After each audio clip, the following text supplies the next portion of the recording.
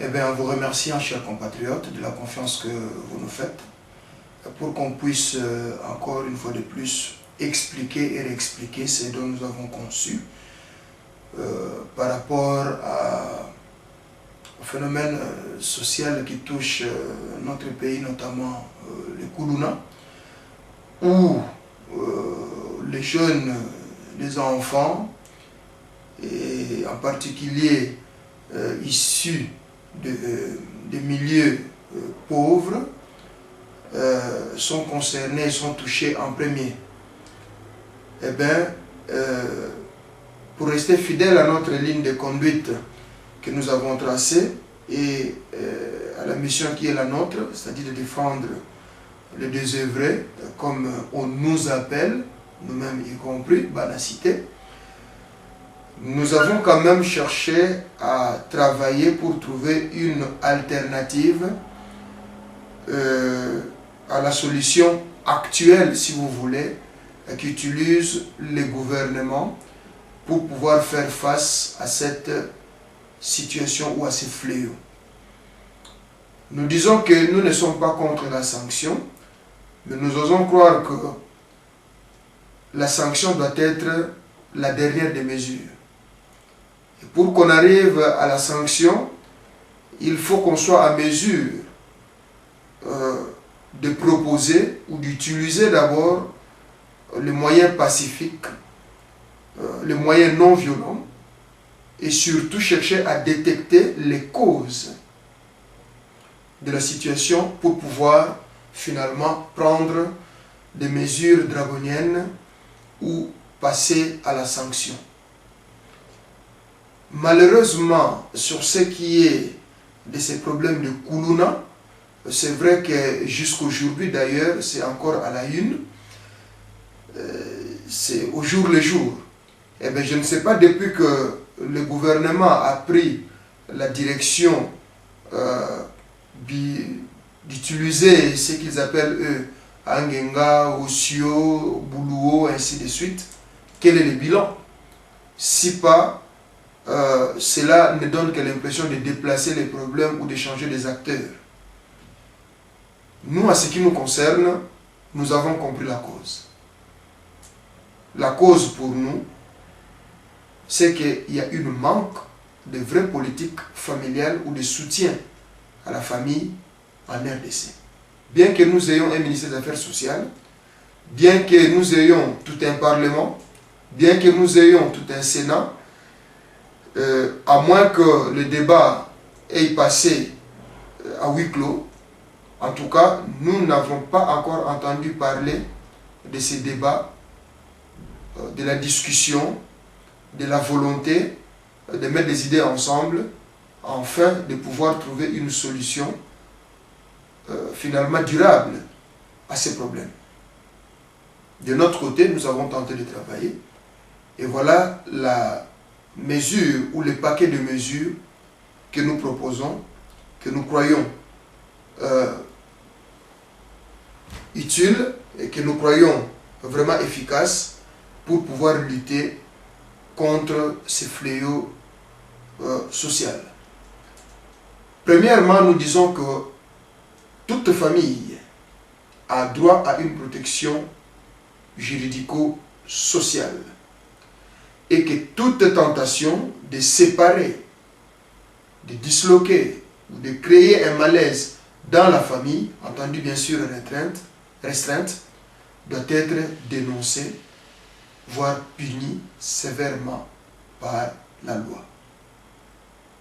Je m'explique. Je donnerai chaque ligne, chaque tiret. Nous avons tout notre temps, quel que soit ce que cela pourra nous coûter. Eh bien, c'est pour le bien de notre pays. Je m'y mets. Sur ce qui est du premier tiret où je dis que toute famille a droit à une protection juridico-sociale et que toute tentative de séparation ou de créer un malaise dans une famille, bien entendu restreinte, doit être dénoncée par la loi. Vous savez, aujourd'hui, notre jeunesse est victime, avec la multiplication des églises, et que cela a amené de faux prophètes et de faux pasteurs Je dis bien des faux prophètes et des faux pasteurs pour faire la part des choses, qu'il y en a des vrais et il y en a aussi des faux. Je ne viens pas prêcher dans ces conditions, mais rappelez-vous qu'il y a toujours le mal et le bien. Ça va toujours de pair. Eh bien, les faux pasteurs, les faux prophètes, qu'est-ce qu'ils font? Je ne sais pas moi pour quel intérêt. Ils viennent, ils entrent dans des familles, ils viennent prophétiser la sorcellerie. Au lieu de proclamer la puissance du Christ et délivrer les enfants possédés, non, et ils viennent prophétiser la sorcellerie. Et cette cause, bien sûr, vient soutenir la thèse de certains parents, entre guillemets, certains parents, au bout de souffle pour prendre leurs responsabilités, et ils en profitent de la situation pour pouvoir mettre les enfants dans la rue. Eh bien, nous disons que toute accusation dans ce sens-là, sans preuve réelle et palpable, eh bien, nous pensons que cela doit être dénoncé et puni par la loi. Parce que finalement, les enfants qui sont jetés dans la rue pour cause de sorcellerie, ils finissent par être violents, par devenir des voleurs, et certains même, c'est l'avenir qui est gâché, qui finissent mal dans la rue. La deuxième mesure que nous proposons, nous disons que tout parent, et cela doit figurer quelque part dans une des lois ou dans une des recommandations que les familles doivent assumer. Où nous disons que tout parent est responsable primaire de l'éducation de ses enfants. Et que tout parent démissionnaire ou n'assumant pas ses responsabilités doit être dénoncé.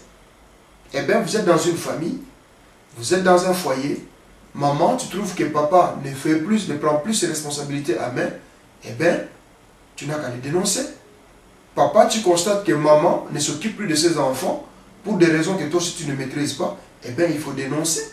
Allez vite dénoncer au bureau le plus proche, soit de la police, soit de la commune, précisément les bureaux s'occupant des œuvres sociales, pour que enfin les experts descendent sur le terrain, essayent de comprendre ce qu'il y a, s'il y a des conseils et s'il y a des mesures à prendre, ça serait à eux de vous conduire dans ce sens-là.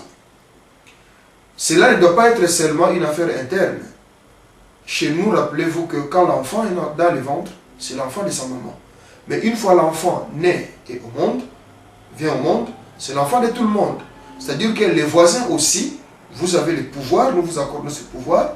Quand vous trouvez qu'il y a une situation d'anormal dans une famille voisine, ou que vous connaissez, eh bien, pour sauvegarder les enfants, veuillez dénoncer des comportements barbares ou des situations bizarres que vous rencontrez dans ces familles, afin que l'État puisse intervenir et prendre aussi ses responsabilités en main. Troisièmement, nous disons que tout parent démissionnaire sans raison valable de ses responsabilités, bien sûr, c'est ce que je viens de lire, c'est un peu le résumé, hein? Donc, sans raison valable, parce qu'il peut y avoir démission pour une raison X ou Y. Mais toute difficulté, néanmoins, ce que j'allais dire, doit être annoncée au bureau des œuvres sociales, pas de l'hôtel de ville, mais de la commune la plus proche ou du bureau le plus proche.